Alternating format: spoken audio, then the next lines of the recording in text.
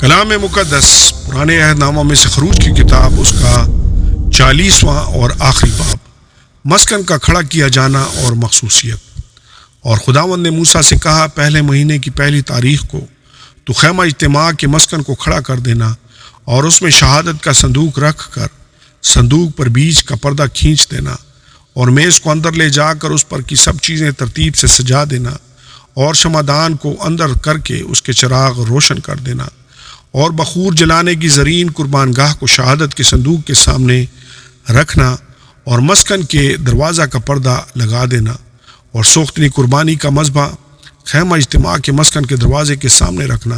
اور حوض کو خیمہ اجتماع اور مذبح کے بیچ میں رکھ کر اس میں پانی بھر دینا اور صحن کو چاروں طرف سے گھیر کر صحن کے دروازہ میں پردہ لٹکا دینا اور مسح کرنے کا تیل لے کر مسکن کو اور اس کے اندر کی سب چیزوں کو مسح کرنا اور یوں اسے اور اس کے سب ظروف کو مقدس کرنا، تب وہ مقدس ٹھہرے گا۔ اور تو سوختنی قربانی کے مذبح اور اس کے سب ظروف کو مسح کر کے مذبح کو مقدس کرنا اور مذبح نہایت ہی مقدس ٹھہرے گا، اور تو حوض اور اس کی کرسی کو بھی مسح کر کے مقدس کرنا۔ اور ہارون اور اس کے بیٹوں کو خیمہ اجتماع کے دروازہ پر لا کر ان کو پانی سے غسل دلانا اور ہارون کو مقدس لباس پہنانا اور اسے مسح اور مقدس کرنا، تاکہ وہ میرے لیے کاہن کی خدمت کو انجام دے۔ اور اس کے بیٹوں کو لا کر ان کو کرتے پہنانا اور جیسے ان کے باپ کو مسح کرے ویسے ہی ان کو بھی مسح کرنا، تاکہ وہ میرے لیے کاہن کی خدمت کو انجام دیں، اور ان کا مسح ہونا ان کے لیے نسل در نسل ابدی کہانت کا نشان ہوگا۔ اور موسیٰ نے سب کچھ جیسا خداوند نے اس کو حکم کیا تھا اسی کے مطابق کیا، اور دوسرے سال کے پہلے مہینے کی پہلی تاریخ کو مسکن کھڑا کیا گیا۔ اور موسیٰ نے مسکن کو کھڑا کیا اور خانوں کو دھر ان میں تختے لگا، ان کے بینڈے کھینچ دیے اور ان کے ستونوں کو کھڑا کر دیا، اور مسکن کے اوپر خیمہ کو تان دیا اور خیمہ پر اس کا غلاف چڑھا دیا، جیسا خداوند نے موسیٰ کو حکم کیا تھا۔ اور شہادت نامے کو لے کر صندوق میں رکھا اور چوبوں کو صندوق میں لگا کر سرپوش کو صندوق کے اوپر دھرا، پھر اس صندوق کو مسکن کے اندر لایا اور بیچ کا پردہ لگا کر شہادت کے صندوق کو پردہ کے اندر کیا، جیسا خداوند نے موسیٰ کو حکم کیا تھا۔ اور میز کو اس پردہ کے باہر مسکن کی شمالی سمت میں خیمہ اجتماع کے اندر رکھا اور اس پر خداوند کے روبرو روٹی سجا کر رکھی، جیسا خداوند نے موسیٰ کو حکم کیا تھا۔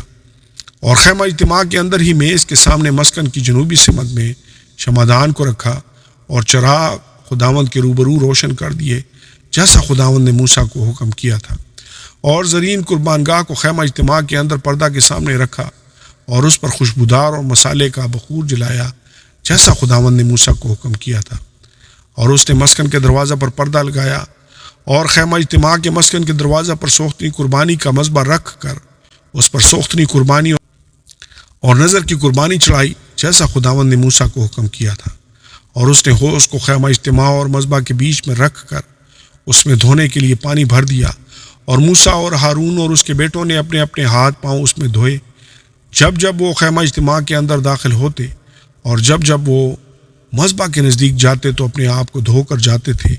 جیسا خداوند نے موسیٰ کو حکم کیا تھا۔ اور اس نے مسکن اور مذبح کے گردا گرد صحن کو گھیر کر صحن کے دروازہ کا پردہ ڈال دیا۔ یوں موسیٰ نے اس کام کو ختم کیا۔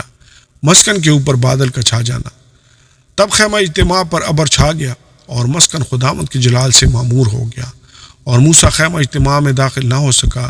کیونکہ وہ ابر اس پر ٹھہرا ہوا تھا، اور مسکن خداوند کے جلال سے معمور تھا۔ اور بنی اسرائیل کے سارے سفر میں یہ ہوتا رہا کہ جب وہ ابر مسکن کے اوپر سے اٹھ جاتا تو وہ آگے بڑھتے، پر اگر وہ ابر نہ اٹھتا تو وہ اس دن تک سفر نہیں کرتے تھے جب تک وہ اٹھ نہ جاتا،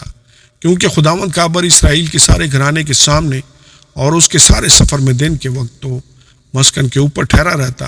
اور رات کو اس میں آگ رہتی تھی۔ آمین اور آمین۔